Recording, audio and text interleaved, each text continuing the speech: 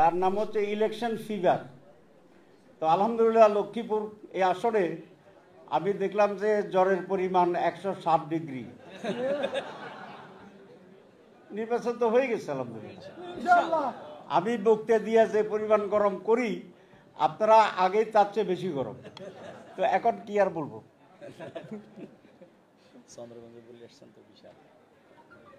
লক্ষ্মীপুর চন্দ্রগঞ্জে আমি সেখানে জনসভা করেছি।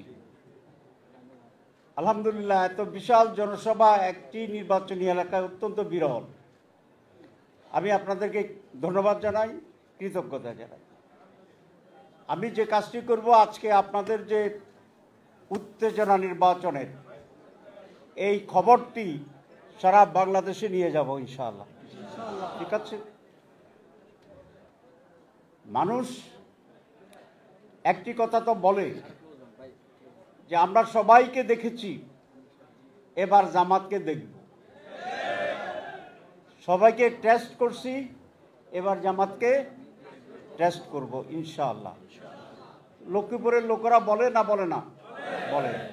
এখন আপনাদের দায়িত্ব হচ্ছে প্রত্যেকটি লোককে এটা বলা যে আপনারা যে আমাদেরকে দেখবেন বলছেন, তো মেহরবানি করে দেখেন, মেহরবানি করে দেখেন। লস হবে না, লস হবে না। জাতীয়ভাবে আজকে মানুষের প্রত্যাশা এমন একটি বাংলাদেশ, যে বাংলাদেশে আর ইলেকশনে কোনো ধরনের রিগিং হবে না। একটি সুষ্ঠু, অবাধ, অংশগ্রহণমূলক এবং উৎসব মুখর নির্বাচনের বাংলাদেশ জামাত ইসলামীর পক্ষেই অংশগ্রহণ করা সম্ভব। আমরা আশা করি এবার সেরকম একটি নির্বাচন হবে ইনশাআল্লাহ। কেউ কেউ মনে করছেন যে তারা হাসিনা স্টাইলে কেন্দ্র দখল করে ভয়ভীতি দেখিয়ে নির্বাচন ঠান্ডা করবেন। আমি স্পষ্ট বলতে চাই, 10টি হুন্ডা, 20টি গুন্ডা, 40টি পান্ডা, নির্বাচন ঠান্ডা, এই স্লোগান বাংলাদেশে আর ফিরে আসবে না। বাংলাদেশে কি এক হুদা, কি নাম, নুরুল হুদা না বেহুদা? বেহুদা। আচ্ছা। মাননীয় সাবেক chief election commissioner Nurul Huda মহোদয়ের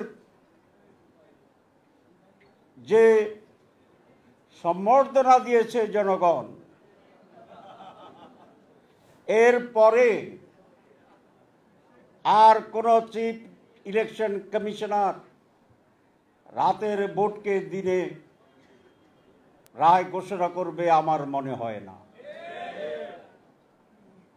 করতে চাইলেও তার স্ত্রী, ছেলে মেয়ে এটা করতে দিবে না। সুতরাং নির্বাচন সুষ্ঠু হবে আশা করি। নির্বাচন সুষ্ঠু করার জন্য 3টি ফ্যাক্টর। এক, ইলেকশন কমিশন তার ব্যবস্থা গ্রহণ। 2, সরকার এবং ইলেকট্রাল যে এমবডিমেন্ট আছে যারা নির্বাচনকে পরিচালনা করে এবং নিশ্চিত করে তারা। 3, ভোটার এবং জনগণ।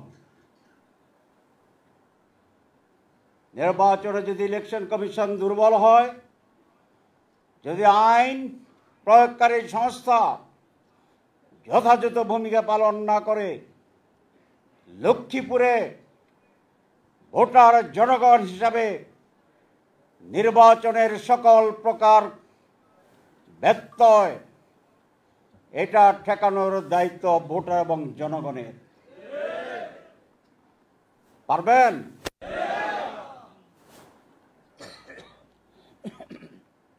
কে কে পারবেন? এতগুলো হাত, এতগুলো হাত যদি মুষ্টিবদ্ধ থাকে, প্রতিটি কেন্দ্রে কেন্দ্রে দেশপ্রেমিক গণতন্ত্রের পক্ষের সত্যপন্থী মানুষদেরকে ঐক্যবদ্ধ করে যে কোনো নৈরাজ্যের বিরুদ্ধে আমরা রুখে দাঁড়াবো ইনশাআল্লাহ। এটি আপনাদের ভোটারদেরকে কনভিন্স করার সাথে সাথে তাদের নিরাপত্তা নিশ্চিত করার দায়িত্ব আপনাদেরকে নিতে হবে। বাংলাদেশ 54 বছরে অনেক ধরনের অন্যায়, অবিচার, ষড়যন্ত্র, লুটপাট, হত্যা, জুলুমের দীর্ঘ ইতিহাস রচিত হয়েছে, কিন্তু 5 আগস্টের পরিবর্তনে মানুষের চোখ উন্মোচিত হয়েছে। আমাদের খানিকটা অসংগঠিত দেখা গেলেও প্রত্যেকটি মানুষের ইন্ডিভিজুয়ালি প্রতিবাদ এবং প্রতিরোধের যে এক বিশাল শক্তি হৃদয়ের ভিতরে লালিত হয়ে আছে, বসবাস করছে, জাতির দুর্দিনে দুর্যোগে আবার সেই শক্তিকে ধারণ করে সকল শ্রেণীর মানুষ 5 আগস্টে যেমনি রাস্তায় নেমেছিল, নারী ছিল, পুরুষ ছিল, শিশু ছিল, বৃদ্ধ ছিল, শিক্ষিত বিশ্ববিদ্যালয়ের শিক্ষকেরা ছিল, আবার সেই অশিক্ষিত কৃষকেরা ছিল, ফেরিওয়ালা ছিল, রিক্সাওয়ালা ছিল, ঠেলাগাড়িওয়ালা ছিল, বাদাম বিক্রেতা ছিল, ছাত্ররা ছিল, ছাত্রীরা ছিল, মায়েরা ছিল, শিশুরা ছিল। বিশ্বের ব্যাপার পৃথিবীর ইতিহাসে অনেকই বিপ্লব হয়েছে, হাজার হাজার মানুষের মৃত্যু হয়েছে, অনেক ঘটনা ঘটিয়েছে, কিন্তু একটি ছোট 1 মাসের বাচ্চাকে কোলে নিয়ে মা রাজপথে পুলিশের গুলির সামনে দাঁড়িয়ে বুক পেতে দেওয়ার ঘটনা আর একটিও পৃথিবীতে ঘটে না। বিপ্লব হয়েছে অনেক। 5 আগস্ট একমাত্র গণ অভ্যুত্থান যেখানে সকল শ্রেণীর মানুষের অংশগ্রহণ করেছিল। আমি 7 তারিখে আমি জেলে ছিলাম 5 তারিখ পর্যন্ত। 6 তারিখে বেরিয়ে এসে 7 তারিখে ঢাকা মেডিকেল কলেজে গিয়েছিলাম আহত ভাইদেরকে দেখার জন্যে। পুরা ওয়ার্ডে ভর্তি, আবেগময় সে বর্ণনা দিতে চাই না, সময় নেই, কিন্তু আমি দেখেছি 80% আহত মানুষ হচ্ছে বাদাম বিক্রেতা, রিক্সাওয়ালা, ঠেলাগাড়িওয়ালা। দুর্ভাগ্যজনকভাবে সত্য, ইতিহাসের এই জায়গায় 80% লোককে এখনো উপেক্ষা করা হচ্ছে। আমাদের সাংবাদিকেরও লেখেন না যে এই আন্দোলন এই দরিদ্র নিরীহ মানুষের আন্দোলন ছিল। ইতিহাসকে পুনঃভাবে লিখতে হবে, সত্য ইতিহাসকে লিখতে হবে। প্রত্যেকের যার যে অবদান আছে সেই অবদানকে সেইভাবে স্বীকৃতি দিতে হবে। এটাই বৈষম্যবিরোধী আন্দোলনের আর একটি বৈশিষ্ট্য। আমি বক্তব্য আর বাড়াতে চাই না। লক্ষ্মীপুরের এই আসনটি আমাদের কাছে অত্যন্ত গুরুত্বপূর্ণ আসন। এই আসনটি আমাদের দৃষ্টিতে ইসলামপন্থীদের আসন। আমাদের দৃষ্টিতে এই আসনে আগেও আমরা বিজয় হয়েছিলাম, আপনারা অনেকে হয়তো জানেন, মাস্টার শফিকুল্লাহ সাহেবের নেতৃত্বে। লক্ষ্মীপুর একটা আলেম ওলামার দেশ, অনেক ইসলামপন্থী মানুষের দেশ, মেজরিটি লোকরা ইসলামপন্থী মানুষের দেশ। এইবার আমরা ঐক্যবদ্ধ হচ্ছি। মানুষের প্রত্যাশা যে একটি বিশাল জোট হবে, যারা দুর্নীতিমুক্ত, যারা দেশপ্রেমিক, যারা সত্যের পক্ষে, শুধু আলেমদের ঐক্য নয়, সকল ইসলামপন্থীরা ইনশাআল্লাহ আমরা এক বাক্সে আসছি। শুধু আমরা ইসলামপন্থীরা নই, জাতীয়তাবাদীদের একটি শক্তি আমাদের সাথে আসবে। দেশপ্রেমিক বাংলাদেশ পন্থীরা এক শক্তি আমাদের সাথে আসবে, যারা মনে করেন আমাদেরকে মৌলবাদী চিহ্নিত করে, বিদেশিদেরকে বিভ্রান্ত করে, আমাদেরকে একটা স্টিগমা দিয়ে আপনারা বিদেশিদেরকে বিভ্রান্ত করবেন, এটা হবে না ইনশাআল্লাহ। গতকাল চায়নাতে মিটিং করে আসছি, চায়না এমবাসি, আমাদের আমির চায়না যাচ্ছে, আমেরিকার সাথে আমাদের বৈঠক হচ্ছে, ইউরোপীয় ইউনিয়নের সাথে আমরা মিটিং করে আসছি, রাশিয়া আমাদের অফিসে আসছে, অস্ট্রেলিয়া আমাদের অফিসে আসছে, কানাডা আমাদের অফিসে আসছে অ্যাম্বাসেডাররা, মুসলিম দেশগুলো তো আসছেই, চীন তো আমিও গেছি, আরেকবার যাচ্ছি। সুতরাং তারা এটা বুঝে, তারা কনভিন্সড যে বাংলাদেশের অন্যতম প্রধান সমস্যা যে দুর্নীতি, আমরা যদি ক্ষমতায় আসি ইনশাআল্লাহ দুর্নীতি মুক্ত হবে। বাংলাদেশের সমস্যা লুটপাট, আমরা ক্ষমতা এসে লুটপাটকে চির অবসান ঘটিয়ে দেব। তারা জানে চাঁদাবাজি একটি বিরাট সমস্যা। সবজির দাম এলাকায় 10 টাকা, সাদাবাজির হয় 20 টাকার, ঢাকা এসে বিক্রি হয় 30 টাকা। আর আমরা গেলে কয়টা বিক্রি হবে? 10 টাকা, 20 টাকা কম, 1/3 কমে যাবে ইনশাআল্লাহ। গরিবের জন্য কার্ড আসে, কার্ডে তাদের জন্য চাউল আসে, 10 কেজি জায়গায় 5 কেজি নেতার বাড়িতে 5 কেজি তিনি পান। আমরা গেলে কয় কেজি? 10 কেজি। এটাই দেশে মানুষ বোঝা শুরু করেছে। ঠিক আছে, বাংলাদেশে 2 বার কোন দল জনপ্রিয়তা নিয়ে নির্বাচিত হয় নাই, একবার পর পর। ঠিক কিনা? কারণ কি? কারণ হচ্ছে 5 বছর মানুষ ক্ষমতা দেয়, তাদের লুটপাট অত্যাচারে বিরক্ত হইয়া তখন আরেকটাকে দেয়, সেটারে যখন দেয় তখন সেখানে বিরক্ত হইয়া পরে আরেকটারে দেয়। এইবার তো এই 1 বছর 11 মাস মাঠে মাঠে কোনো একটি দল ক্ষমতায় আসে না। টেন্ডারটা তাদের, আজকে পত্রে দেখলাম যে বাজার টেন্ডার সব কিছু শুধু হাত বদল হয়েছে, বাকিটা সব ঠিক আছে।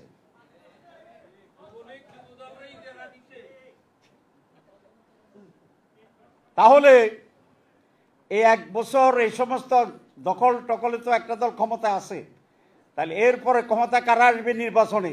আরেকটা দল, আগের নিয়মে। এখন দল কয়টা? প্রধান দল কয়টা? তাহলে এক দল ক্ষমতায় এদেরকে আর দিবে না, দেখছে মানুষ। তাহলে সেকেন্ড দল এবার আসবে। দলের নাম জানেন কি নাম? তার সাথে আরো অনেক যোগ হচ্ছে। এরপরে 5 বছর যদি আমরা ভালো চালাইতে না পারি তাহলে আরেক দলেরই দিব। ঠিক আছে, তা আপাতত আগামী 5 বছর নিশ্চিত আছি ইনশাআল্লাহ। আমাদের বাংলাদেশে যত আসন আছে এর ভিতরে এ গ্রেড করছি, বি গ্রেড করছি আমরা। এ গ্রেডের আসন হচ্ছে লক্ষ্মীপুর একটা। তাহলে ইনশাআল্লাহ কি আসি না নাই? আসেননি আপনারা? আসেননি? আসেননি? ইনশাআল্লাহ আসি। বক্তৃতা লাগবে না তো আমার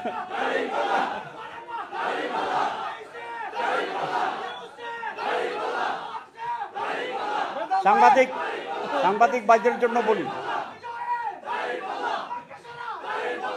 বসেন বসেন। আল্লাহ তো আমাদের দিতেছে, কি বলেন? আমাদেরকে ব্যান করে দিয়েছিল ফাঁসের আগে ফাঁসের 7 দিন আগে, ঠিক আছে না? তো আল্লাহ ওদেরকে ব্যান করে দিছে না যেন দিছে। আমাদের রেজিস্ট্রেশন ছিল না, অফিসিয়ালি আল্লাহ তাদের রেজিস্ট্রেশন বাতিল করছে না, করে না করছে। আমাদের মার্কা ছিল না, আল্লাহ মার্কা দিছেনি। আজহার ভাইয়ের ফাঁসি হয়ে যাওয়ার কথা ছিল, আল্লাহ ফেরত দিছেনি। আল্লাহ হারেনি। নোয়াখালী কি হারে কয় না হারে না? আল্লাহ হারেনি। আমাদেরকে ইনশাল্লাহ বিজয় দিতে হারবনি, আমরা বিশ্বাস করি। আমরা একমাত্র আল্লাহর উপরে বিশ্বাস করি। আল্লাহর উপর বিশ্বাস করেন, আর ওটের রশি খুঁটির সাথে বাঁধেন। আল্লাহ রসুলকে সে সময়ের ওটের মালিক বলেছিল যে আল্লাহ রসুল ওট ছেড়ে দিছি, বলছে যে আল্লাহর উপর তাক্কাল করছি, ওট ছেড়ে দিয়া। আল্লাহ রসুল বলছে খুঁটির সাথে বাঁধো, তারপরে তাক্কাল করো। খুঁটির সাথে বাঁধতে হবে। আপনারা যদি মনে করেন, আচ্ছা আমি সব কথা কিন্তু ভাই আপনাদের জন্য বলিয়েন না, এটা নোয়াখালী, তো আপনার জন্য 2 মিনিট পরে কম এটা দিয়ে। তো এখন আপনারা যদি উটের সাথে রশি না বাঁধা আল্লাহর উপর তাক্কাল করেন, তো এটা কি রসুলের সুন্নত হইল না? হইল না? হইল না। এখন আজকে তো আপনারা প্রায় জিতে গেছেন, বোঝা গেল এখানে। এখন যদি ফার্স্ট ক্লাস সরষের তেল কিনে নাকে দিয়া বলে যে জিতছি যেন একটা ঘুম দিই, ঠিক আছে? ভোটের দিন জিতলে তারপরে ঘুম থেকে সবাই উঠেইব, কি বলেন? হবে?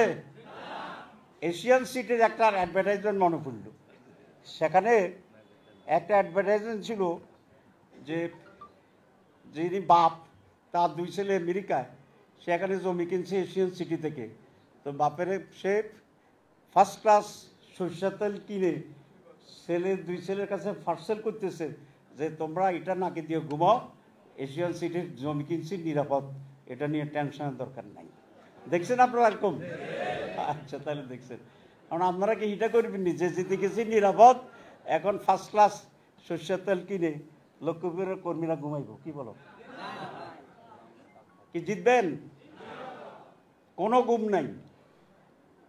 নাকের তেল তো দূরে থাকুক, তেল ছাড়াও ঘুম নেই। নো স্লিপ, নো রেস্ট, এবং নো ক্লান্ত। সারাদিন রাত্রে না ঘুমাইলে, দিনে পরিশ্রম না করলে ক্লান্ত হওয়া স্বাভাবিক না অস্বাভাবিক? স্বাভাবিক। কিন্তু আমি কি বলেছি? 3 স্লোগান আমি দিই। একটা হচ্ছে no sleep at night, no rest at day, sleepless night, restless day, untiring labour, অক্লান্ত পরিশ্রম। ঘুমানো যাবে না, রেস্ট নেওয়া যাবে না, ক্লান্ত হওয়া যাবে না। This is the character of the মুজাহিদ। নির্বাচনের যে কয়দিন আছে এভাবে স্টেমিনা নিয়ে কাজ করেন। জিতার পরের দিন একটা ওষুধ আবিষ্কার করার চেষ্টা করতেছি, সেটা আপনাদেরকে খাওয়াবো একেবারে আসাফে কাফের মতো। আসাফে কাফেরা কয় বছর ঘুমাইছে? 300 বছর। ওই ট্যাবলেট খাইয়া 3 বছর আপনারা ঘুমাবেন। কারণ এমপি যে হয়েছে এটার পার্লামেন্টে দেখতেই হতো, এই জন্য 5 বছর দিলাম না, ঠিক আছে? 3 বছরের ডোজ খাইয়া ঘুম যাবেন, পোষাই দেব। আপনাদের উপরে কোনো অফিসার হইতো না, পোষাই দেব। ঘুমাবেন না কয় মাস? 9 মাস, 7 মাস, 1 বছর। আর ঘুমাবেন কয় বছর? 3 বছর। রাজি আছেন নি? হাত তোলেন, হাত তোলেন, হাত তোলেন। আচ্ছা, সুতরাং এইগুলা কি করবেন? আচ্ছা, দাঁড়ান দাঁড়ান, আরো কথা আছে, তো কথা আছে। তো আপনি ঘুমাইলেন না, ঠিক আছে, তো আড্ডা মারলেন ঘরের ভিতরে, চলবনি? চলতো না। প্রত্যেকটা ঘর হবে আপনার ঘর। সারা রাত ভোট খুঁজতে হবে। 91 সালে আমি যখন প্রথম নির্বাচন করি, অভিজ্ঞতার কথা বলি, যখন মুরুকে ডাক দিত আমি কারো বাড়িতে ভোট ক্যাম্পেইন করছি। যখন ফজর আজান হতো আমি কারো বাড়িতে ভোট কন্ট্যাক্ট করছি। নামাজের সময় গিয়ে নামাজ পড়েছি, নামাজ থেকে বেরোয় আবার মানুষের বাড়ি গেছি, আবার মানুষের বাড়ি গেছি। 8টায় নাস্তা করেছি কারো বাড়িতে, শুধু নাস্তা খাই নেই, নাস্তা খাওয়ার আগে বলছি ভোট কনফার্ম করো, তাহলে খাবো, নয় খেদার ন বলেছি। এটা ঝোঁক না, বলেছি আমাকে নাস্তা খাওয়াতে হলে আগে ভোট দিবি, এটা কনফার্ম করো। আমি নাস্তা খাইতে আসি নাই, ভোটের জন্য আসছি, ওইটাকে ঠিক করো। তো যে আমার যারা নাস্তা বানাইছে এতে আমার ভোট দিতে কইব নি, ওয়াদা করাইছি। তারপরে নাস্তা খাচ্ছি, নাস্তা খেয়ে আরেক বাড়িতে গেছি, নাস্তা দ্রুত খাচ্ছি। রুটি খাইতে 3 মিনিট লাগে, আমার 1.5 মিনিট লাগতো। ফানি হাইটা খাইতাম। 10টা পর্যন্ত কন্ট্রাক্টের সময় ছিল, 10টায় ফেরত আসতাম যেখানে থাকতাম, 3টা পর্যন্ত রেস্ট নিতাম, ঘুমাতাম, আবার 3টায় বেরিয়ে যেতাম। এই ছিল নির্বাচনের পরিশ্রমের স্টাইল। আমার স্লোগান ছিল মর্নিং টু মর্নিং, সকাল থেকে সকাল। কয় ঘন্টা? মর্নিং টু মর্নিং কয় ঘন্টা? 24 ঘন্টা। এবং আমি সেটা করেছি। 10টায় পর্যন্ত করছি, তাহলে মর্নিং করছি না? তো শুরু করছি তো পরের দিন মর্নিংয়ের পরে। তাহলে আমাকে একজন প্রশ্ন করেছিল 24 ঘন্টা হলে আপনি খাইছেন ঘুমাইছেন কেমনে? তো আগে তো করছি নো স্লিপ, নো ফুডটা কই নেই। এবার দরকার হলে হিটও কম, লক্ষ্মীপুর যদি ঠিক মতো না চলবে, ঝুঁকি নেবেন না। ঝুঁকিটা কি? যদি ঠিক মতো কাজ নয় আমি নো ফুড যোগ করে দেবো, এই ঝুঁকি আছে, খাইতেও পারবেন না। ঠিক আছে? আচ্ছা, তো মর্নিং টু মর্নিং কাজ করেছি, এটা করতে হবে। এবার মানুষ তো এবার আমাদের ভালো বলে না, আজকে সাদরে গ্রহণ করে। রাস্তাঘাটে আগে যা দেখতে, এখন মানুষ অনেক রেসপেক্টফুলি আমাদেরকে রিসিভ করে। বাংলাদেশ, এই দেশকে গড়ে তোলার দায়িত্ব আমাদের নিতে হবে। নিরীহ, বঞ্চিত, বারবার প্রতারিত বাংলার সাধারণ মানুষ, এদের রক্ষার জন্য আজ দাঁড়াতে হবে। এই দায়িত্ব আমাদের নিতে হবে। ইনশাআল্লাহ লক্ষ্মীপুরে আবার যাব, যদি আল্লাহ বাঁচায়। আপনারা কি রাজি আছেন? ঠিক আছে, আগান ইনশাআল্লাহ। সাংবাদিক ভাইদের জন্য একটি কথা শুধু বলতে চাই, আগামী নির্বাচন এদেশের জন্য একটা অ্যাসিড টেস্ট। এদেশে একটি নির্বাচনও শতভাগ সুস্থ হয় নাই। 73 লুটপাট, এরপরে প্রথম হানা ভোট যেটা হয়েছিল সেটা কোনো সঠিক ভোট ছিল না। 90%, 99% ভোট কি কাস্ট হলে এটা সুস্থ না অসুস্থ? এরপরে যত নির্বাচন হচ্ছে 86, 88 সুস্থ হয়নি, 91 কিছুটা সুস্থ হয়েছে, এরপরে 96 তার চেয়ে খারাপ, 2001 মোটামুটি, 2008, 2014, 2018, 2024 এগুলো কীরকম হয়েছে বলার কোনো দরকার আছে? দরকার। So this is acid test, এটা লিখবেন পত্রিকায়। আগামী নির্বাচন বাংলাদেশের অস্তিত্ব রক্ষার অ্যাসিড টেস্ট। এই নির্বাচন যদি সঠিক না হয় বাংলাদেশ অস্তিত্ব সংকটে পড়ে যাবে। এমন কি হবে আল্লাহ ভালো জানে। সুতরাং আগামী নির্বাচনকে শতভাগ সুস্থ করার দায়িত্ব এই সরকারকে বহন করতে হবে, এই ইলেকশন কমিশনকে বহন করতে হবে, এবং সেটা সুষ্ঠু করার জন্য জনগণকেও সেখানে সহযোগিতা করতে হবে। আমি সেই আহ্বান জানিয়ে, প্রত্যাশা জানিয়ে লক্ষ্মীপুরে ঘরে ঘরে গিয়ে মানুষকে সংগঠিত করে একটা সুস্থ নির্বাচনের মাধ্যমে আমাদের ভাই, ছোট ভাই, প্রিয় ভাই, যোগ্য ভাই বড় ধরনের সংগঠক এবং নেতা, ছাত্র শিবিরের কেন্দ্রীয় সভাপতি ছোটখাটো জিনিস না। এবার যে বিপ্লব হয়েছে, এই বিপ্লবের যারা মেক করেছে, ভূমিকা নিয়েছে, এদের সিংহভাগ কন্ট্রিবিউশন ইসলামী ছাত্র শিবিরের।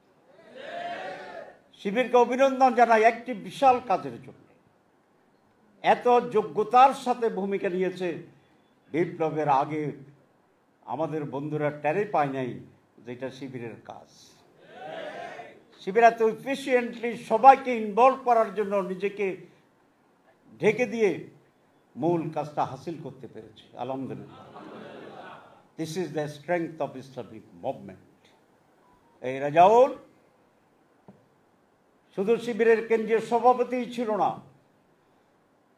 5ই গণ অভ্যুত্থানের অন্যতম নায়ক ছিল। একটি